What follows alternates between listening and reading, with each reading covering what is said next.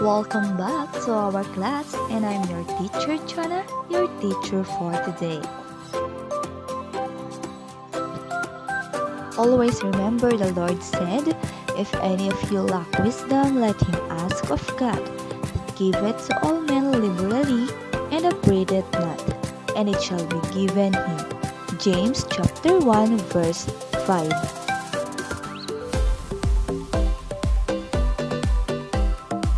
Let's start!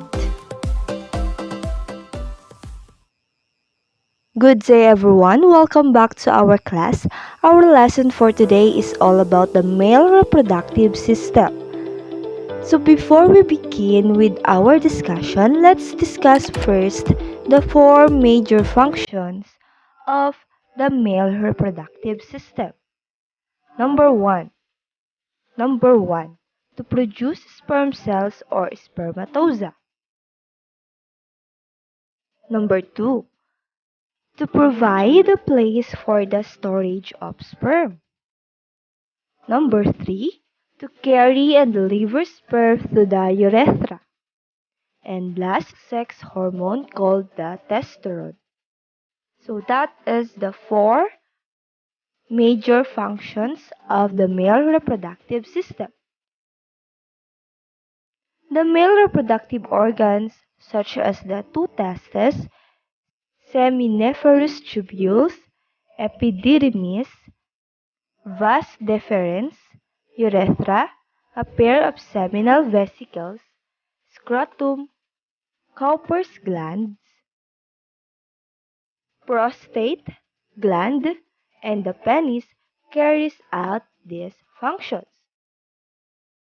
So, for us to understand more about the male reproductive system, kindly watch the next video.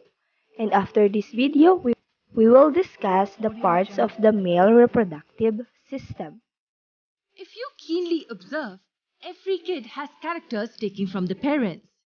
Yes, characters from both mom and dad. Have you ever wondered why this happens? Why do we find random characters in the kids which belong to the same parents? In simple language, we can say that it is because of the sexual reproduction in organisms. Yes, although the logical reasoning can be provided by genetics, we will not really get into the details of it. We will restrict ourselves to the major process responsible for this. Now you may wonder as to how sexual reproduction can be responsible for the variations in organisms. For this, we need to stop by the definition of sexual reproduction once again. Do you remember what it was? Let me help you.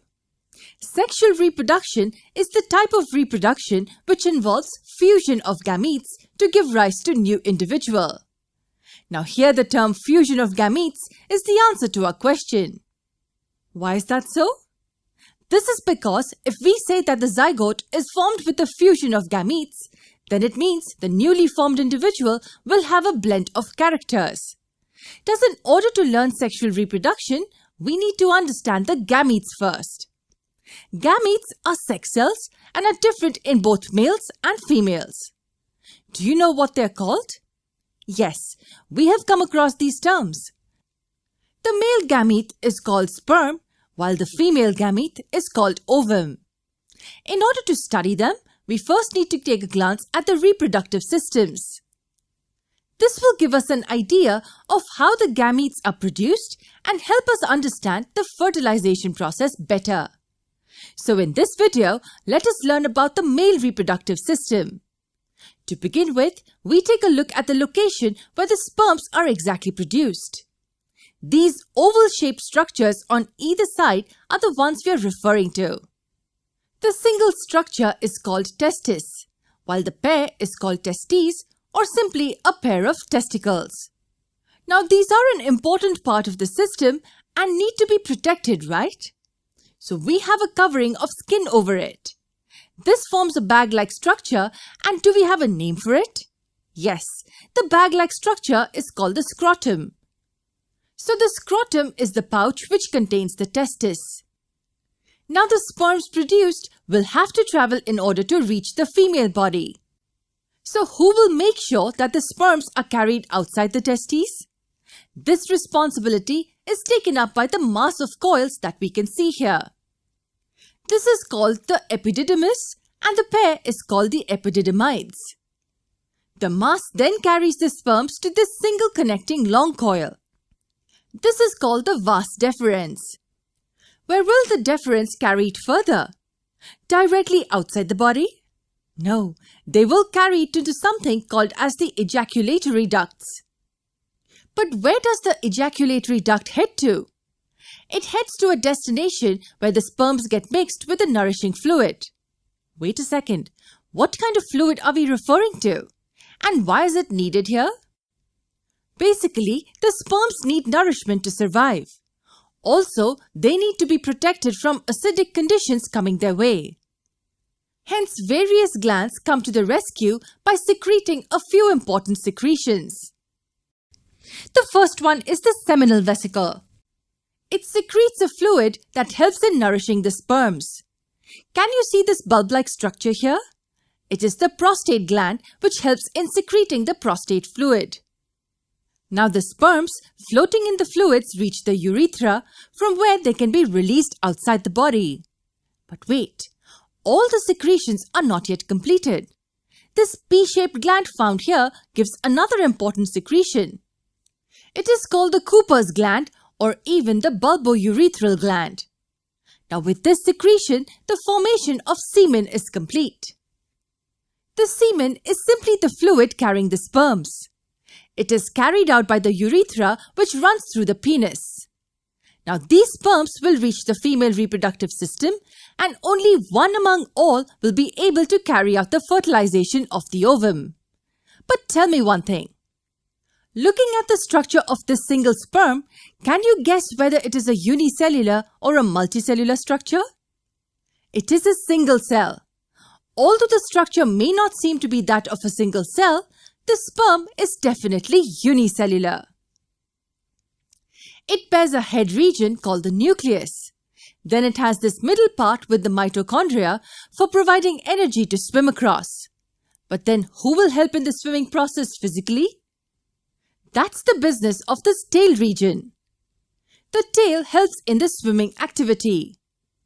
Now we are done with the basics of the male reproductive system. Let me quickly recap the process we saw above. The sperms are produced by the testes. The mass of coils called the epididymis carries the sperms to the vas deferens, which is a long coil. From there, it goes to the ejaculatory duct where it gets mixed with nourishing fluids. From there, it reaches the urethra. And after the secretion from the Cooper's gland, the formation of semen is complete. So what will we learn before the fertilization process?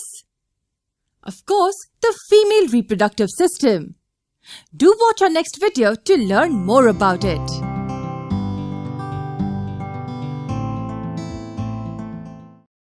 Okay, so that is the male reproductive system. So next we will discuss the parts of the male reproductive system. First one, we have the testes. The testes of the unborn boy first develop inside his body. Before he is born, the testes move downwards until they get to scrotum on the outer part of his body. The testes are the primary male reproductive organs. They hang outside the male body covered by a pouch of skin called the scrotum. The scrotum has involuntary muscle fibers, making it draw up when chilled and hang down when heated. The testes and scrotum are together called the testicles. When we combine the testes and the scrotum, it will be called the testicles. Each testis is made up of sperm-producing tubes and sex glands. There are two functions of testes, to produce sperm cells and to produce testosterone. So testosterone is the male sex hormones produced by the testes. It causes the development of male secondary sex characteristics. Next, we have the sperm tubes. The seminiferous tubules are found in the testes where sperm cells are produced. Sperm is stored temporarily in a coiled tube called the epididymis. From the epididymis, the sperm cells travel through another tube called the vas deferens, a hollow tube where the sperm passes before it goes to the urethra. There are glands near the urethra that produce part of the seminal fluid that helps the sperm to move around actively. These are the seminal vesicles prostate gland and the Cowper's gland. The sperm, together with the seminal fluid, is called semen. Next part, we have the urethra. The urethra is a tube that leads down from the sperm tubes to the penis. It functions as the passageway for urine and semen. The urethra has sphincter that closes by reflex action to make sure that urine and semen cannot pass down the urethra at the same time. Next part, we have the penis. The penis is an organ that hangs down in front of scrotum. It is covered with a loose skin called the foreskin and the prepuce. The penis is limp because there is no bone in it. It is made up of spongy cell and blood vessel. When the male sexually excited, the spaces in the spongy cells fill with blood. This makes the penis large and firm so it stands away from the body. This is called erection. The penis is also the organ for the passageway of the urine and sperm out of the body. So that is the parts of a male reproductive system. Thank you for listening. God bless. Bye.